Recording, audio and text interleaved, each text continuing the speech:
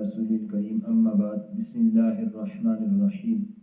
3 نابینا شخصوں کا ایک ہاتھی کے ساتھ سابقہ پیش آیا۔ ان تینوں نے اس ہاتھی کی حقیقت معلوم کرنا چاہی، لہذا وہ اسے ہاتھ کے ساتھ ٹٹولنے لگے۔ ایک نابینا کے ہاتھ میں ہاتھی کا سونڈ آ گیا، دوسرے کے ہاتھ میں ہاتھی کا پیر آ گیا، تیسرے کے ہاتھ میں ہاتھی کا کان آ گیا۔ اب ان تینوں سے پوچھا گیا بھائی ہاتھی کیسا ہوتا ہے؟ تو ایک جس کے ہاتھ میں اس کا سونڈ آیا اس نے کہا ہاتھی مڑی ہوئی ربڑ کی طرح ہوتا ہے۔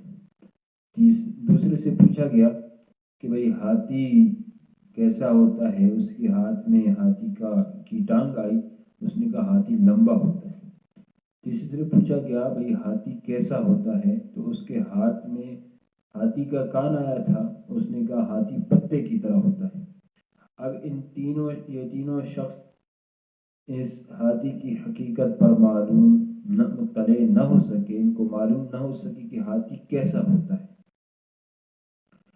کچھ عرصہ سے اسلام کے ساتھ بھی یہی حالت ہے کہ لوگ اسے صرف عقائد اور عبادات کے اندر محدود کرتے ہیں، حالانکہ اگر اسلامی تعلیمات کی روح سے دیکھا جائے تو اسلام کے 6 بڑے شعبے بنتے ہیں: عقائد، عبادات، معاملات، اخلاق، معاشرت، سیاست۔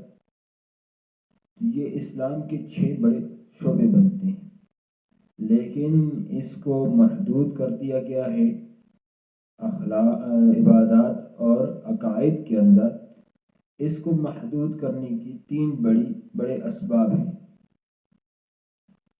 ایک سبب عالم اسلام پر غیر مسلم قوتوں کی سیاسی تسلط ہے، جس نے یہ کام کیا کہ اسلام کو بازاروں، دفتروں اور اجتماعی جگہوں سے نکال کر مسجد اور بعض جگہوں میں صرف مدارس تک محدود کر دیا، جس کی وجہ سے لوگوں کی رفتہ رفتہ ذہنیت یہ بنی کہ اسلام صرف نماز روزے کا نام ہے۔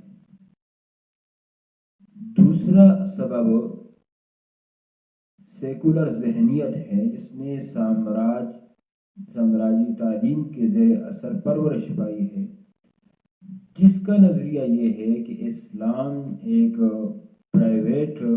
اسلام کا تعلق پرائیویٹ زندگی کے ساتھ ہے، ہر شخص کی اپنی زندگی کے ساتھ ہے۔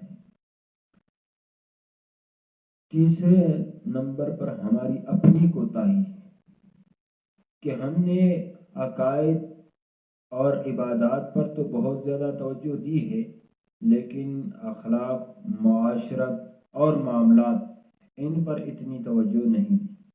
یہ بات بالکل مسلم ہے کہ عقائد اور عبادات یہ اسلام کا جزء اعظم ہے۔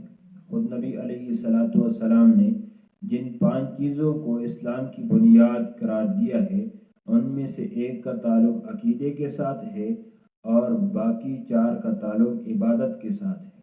لیکن اس کے ساتھ ساتھ اس بات کا بھی انکار نہیں کیا جا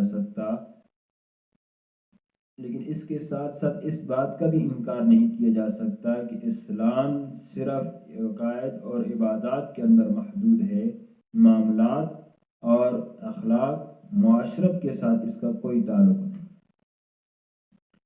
بلکہ عبادات یہ تو حقوق اللہ کی قبیل میں سے ہیں، اور معاملات، معاشرت اور اخلاق ان کا تعلق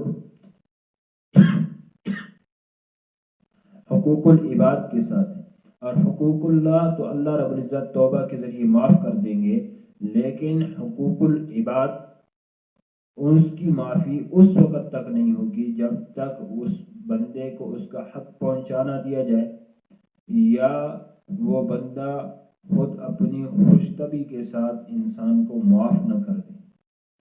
اس کا معاملہ عبادات کے بنسبت حقوق اللہ کی بنسبت حقوق العباد کا معاملہ یہ بہت سخت ہے۔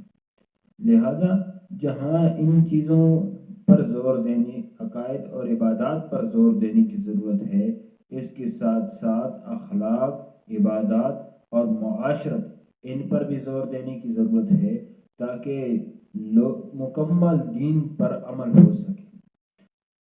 عارفی رحمۃ اللہ علیہ نے کیا خوب فرمایا ہے کہ دین پر عمل کرنا یہ نام ہے وقت کے تقاضے کا، کہ وقت کا اس وقت مجھ سے کیا تقاضا ہے، میں اور اس تقاضے کو پورا کر دینا، اسلام کے مطابق اس تقاضے کو پورا کر دینا، یہی دین کا نام ہے اور اتباع کا نام ہے۔ اب میں خود دیکھوں کہ اس وقت میرا دین مجھ سے کیا مطالبہ کر رہا ہے اور میں اس کے مطابق اس پر عمل کروں، تو یہ اتباع ہے، نہ یہ کہ میں اپنے خواہش اور اپنے اس کے مطابق جو ہے اس پر عمل کروں اور اپنی ہی ایک روٹین پر چلتا رہوں، بلکہ میں نے یہ دیکھنا ہے کہ دین کا تقاضا کیا ہے، دین مجھ سے کیا چاہتا ہے اور اس کے مطابق عمل کروں، تو یہ جو ہے اتباع کا نام ہے۔ اللہ رب العزت ہمیں اتباع کرنے کی توفیق نصیب فرمائے۔ وآخر دعوانا